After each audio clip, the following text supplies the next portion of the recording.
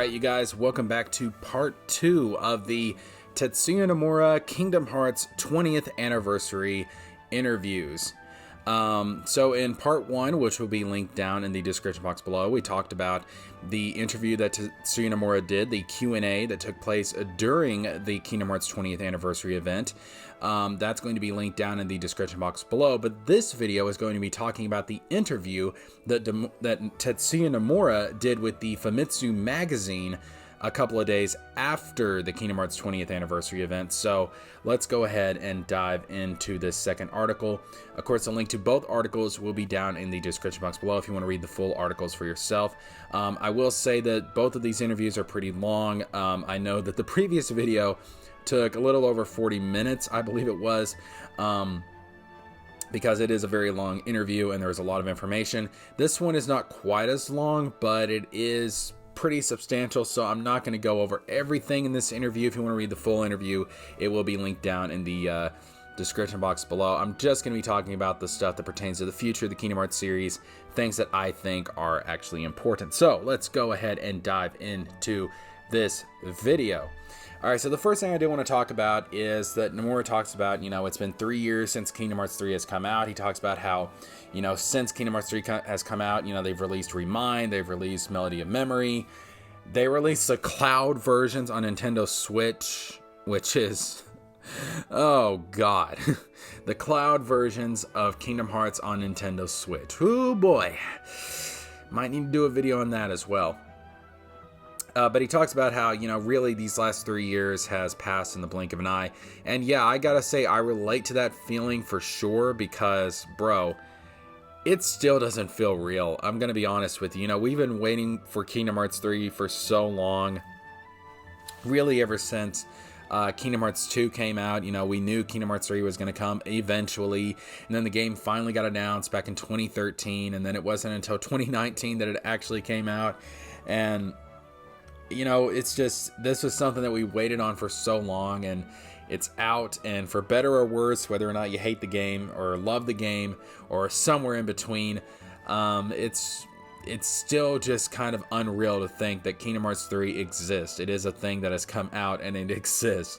Because it was always, Kingdom Hearts 3 was always kind of that mythical thing, that thing that you knew it was coming, you knew it was there, but you couldn't quite see it and you couldn't quite touch it and you couldn't quite play it yet. But now it's here and it's solid, it's solidified, you can touch it, you can play it, and it's still unreal. So I definitely understand with what Nomura is saying here. So then it talks more about, like the last 20 years of Kingdom Hearts and how Nomura feels about it. And then we get down to this secret message, and I already talked about this in part 1 of this video series. But I'm going to talk about it a little bit more here as well. So the questionnaire asks, so there were a lot of valuable materials exhibited at the venue, talking about the Kingdom Hearts 20th Anniversary event. You had a message posted on Sora's statue, but there was a letter X on the third line from the bottom. What does it mean? So there was this secret message that was at the Kingdom Hearts 20th Anniversary event, and people were trying to figure out what it means and trying to decipher it.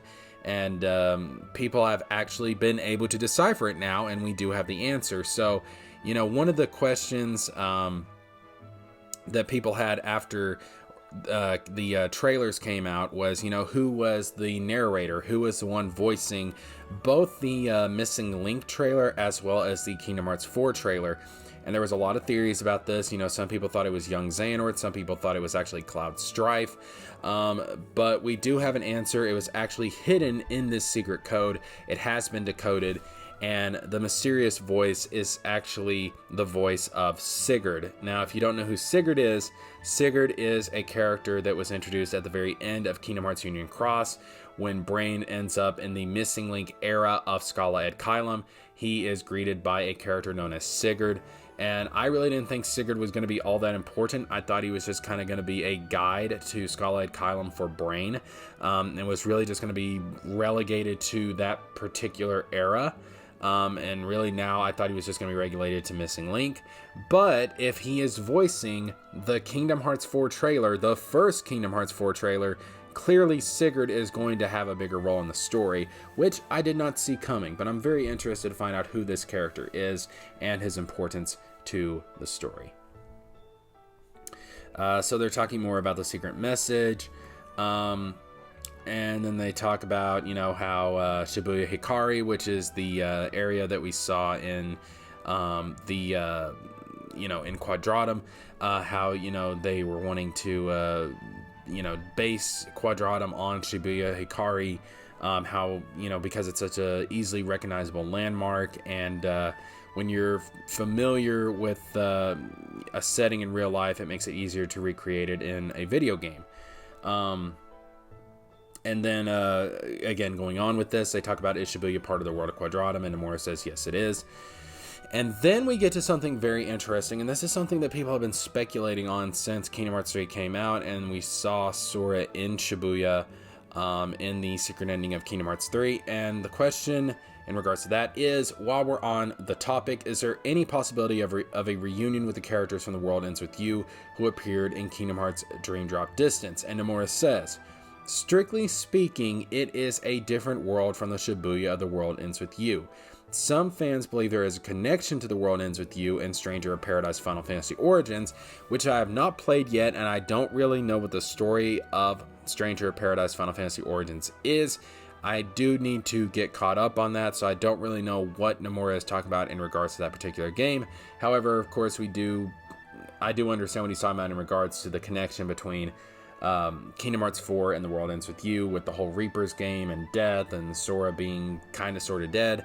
But in regards to that connection that people have theorized about, Nomura says there really is no such thing. So this is so freaking confusing to me because, it may not be the Shibuya from the actual game The World Ends With You, but then again, are Neku and Shiki and Joshua and Beat and Rhyme, are the versions of those characters that we saw in Dream Drop Distance, is that the same characters from the actual game The World Ends With You, or is it a Final Fantasy situation where it's not those particular characters or that particular version of the characters, but it's like an alternate universe version of the characters? So Neku and the World Ends With You gang are kind of their own separate thing within the Kingdom Hearts universe, separate from their iterations in The World Ends With You, which means that the Shibuya they're from also would not be the Shibuya from The World Ends With You. It would be its own Shibuya based on the Shibuya from The World Ends With You. And do you see how confusing this is? It's really freaking confusing. I don't think we're going to have a real answer to this, a real clarification on this, until Kingdom Hearts 4 comes out. Because it's so freaking confusing, bro. It really is. The whole Shibuya and Neku and World Ends With You and how it connects to Kingdom Hearts, it's very confusing. It's very confusing. But I don't think we're going to have a clear answer on this until Kingdom Hearts 4 comes out. And whether we see Neku and the others in Kingdom Hearts 4 or not. So I guess we just have to wait at this point. And because right now it's just a freaking headache to think about it. It really is. So they talk about the room that Sora wakes up in, his apartment and stuff, which is a pretty nice apartment. But he's also said, they've not decided on the finalized version of the apartment in regards to furniture. So it will be undergoing some changes. So the apartment Sora's in will probably look a little bit different in the final game than what it did in the trailer. And then they talk about, what kind of world is Quadratum. In Melody of Memories, it was described as the other side of our world, as unreality, a world of fiction. And is this a new world that does not belong to the realm of light, realm of darkness, or realm between? And Nomura says that's one interpretation. The next question in regards to this is, in the trailer's narration, Quadratum was described as a world full of life, but for you and I, of course this is Strelitzia talking, quote Strelitzia, a world full of life, but for you and I, talking about Strelitzia and Sora, it's similar to an afterworld, I suppose. What does this mean? And Nomura says, this is very interesting, and I kind of speculated this since the whole world of fiction and unreality thing came out with Melody of Memories. This is kind of my interpretation of it, and it's nice to see that Nomura has actually confirmed it. But Nomura says that what this is that, perception changes depending on your viewpoint. The Master of Masters says something along those lines in Union Cross. From Sora's point of view, Quadratum is a world on the other side of his own world and his own reality, a world of fiction. However, from the point of view of the inhabitants of Quadratum, their world is the real one, and the place Sora and his friends hail from is the other side, the fictional world. This time, I think the theme will be something akin to the contrast between people from different positions. So, yeah, this whole idea that, Quadratum and, unreality are this fictional world in the strictest sense is not exactly true. I know some people speculated that because, of course, in the Toy Box world, Verum Rex, Quadratum, Yazora, all of that is in a video game. It's all fictional.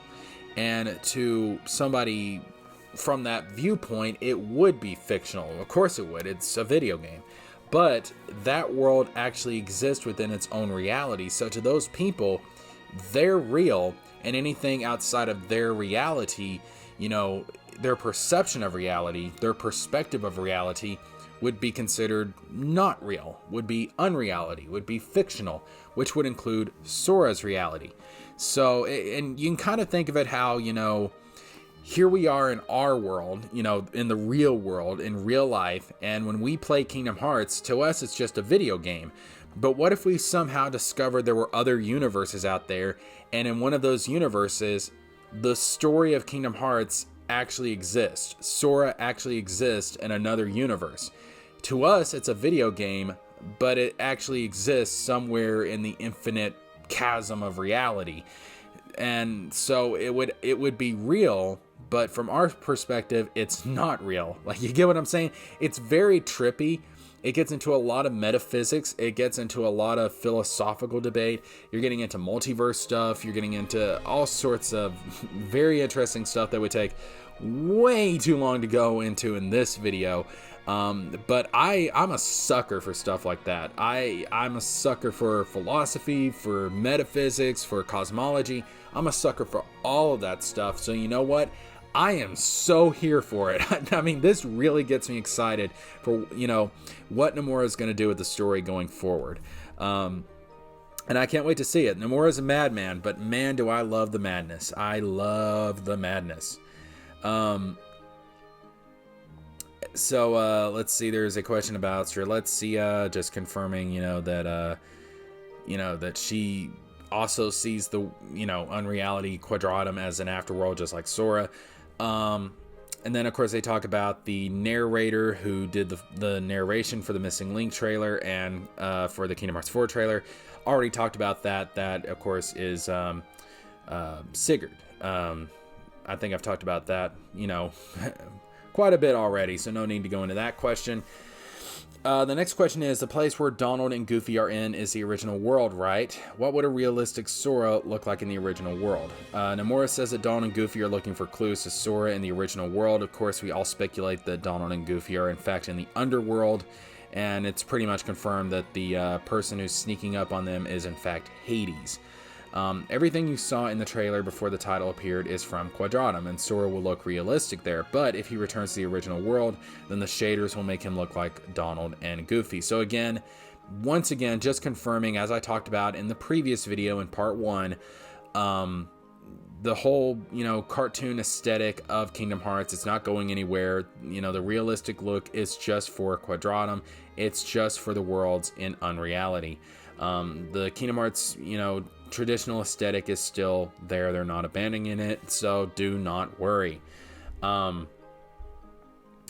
then they talk about, this is interesting. I'm going to talk about this. I'm going to kind of sum up all the questions right here in this section. It's talking about the build command. Now, the build command was something that I talked about in the Kingdom Hearts 4 trailer analysis.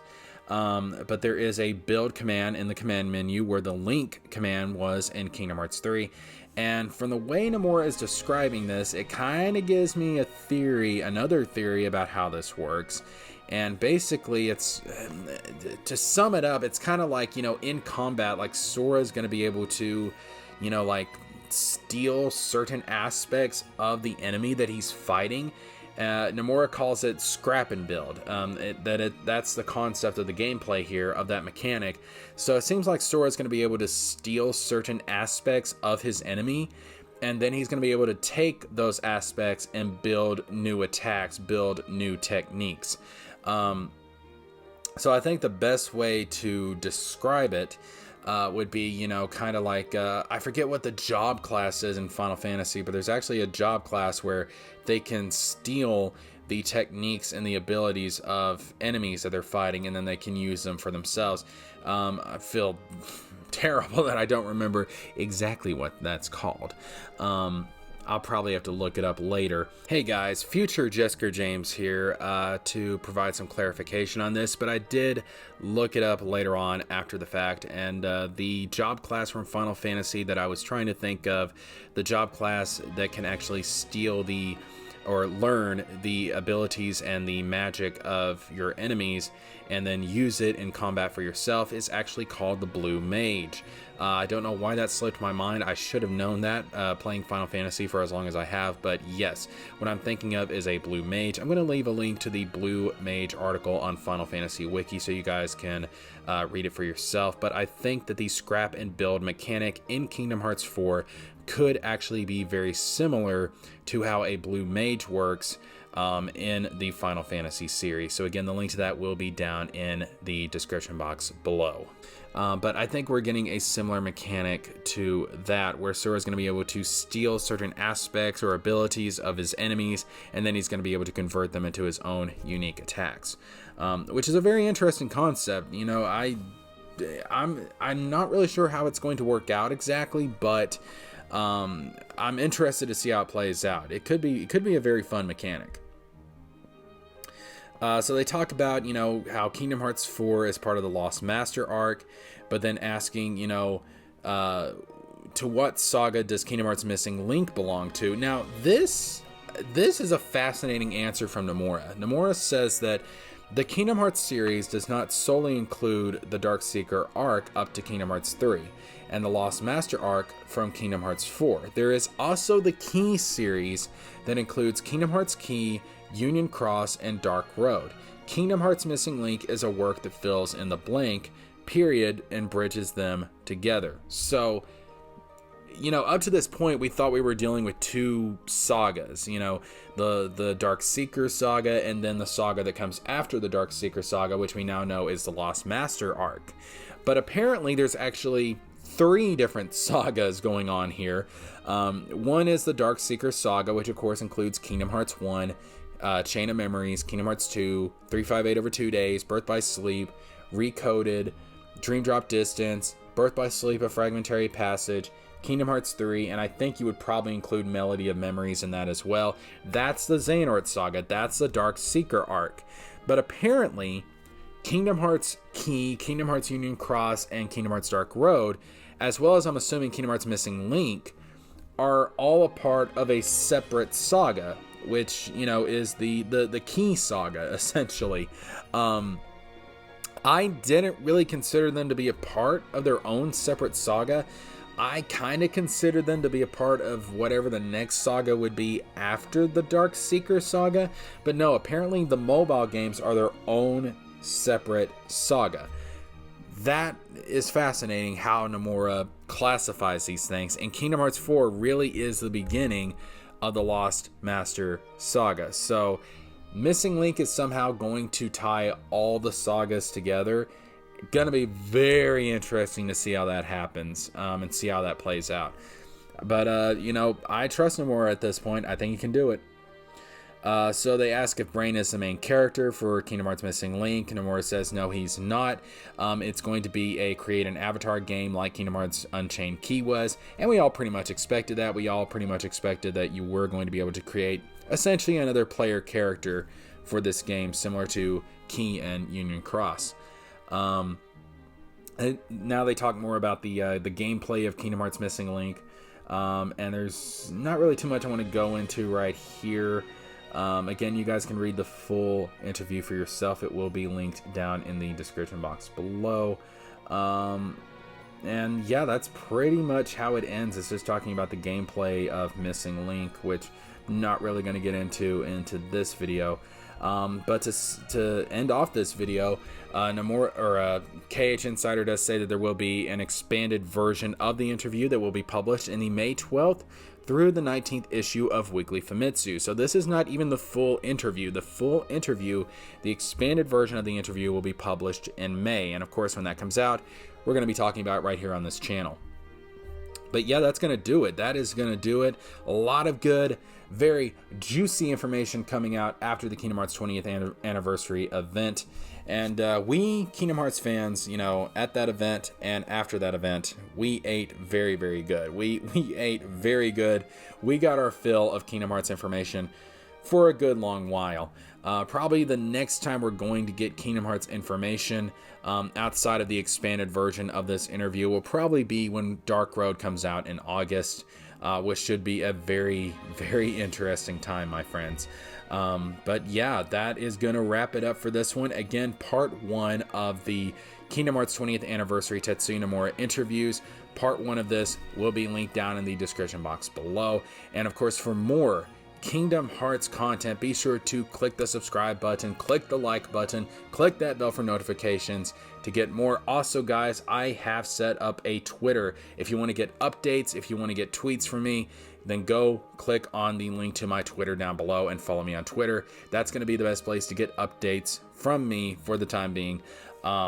So yeah, go ahead and follow me on Twitter, and I'll be able to update you guys on upcoming content, as well as, you know, if there's any kind of delay or anything like that, you guys can get that information there on Twitter. Click on the link down below.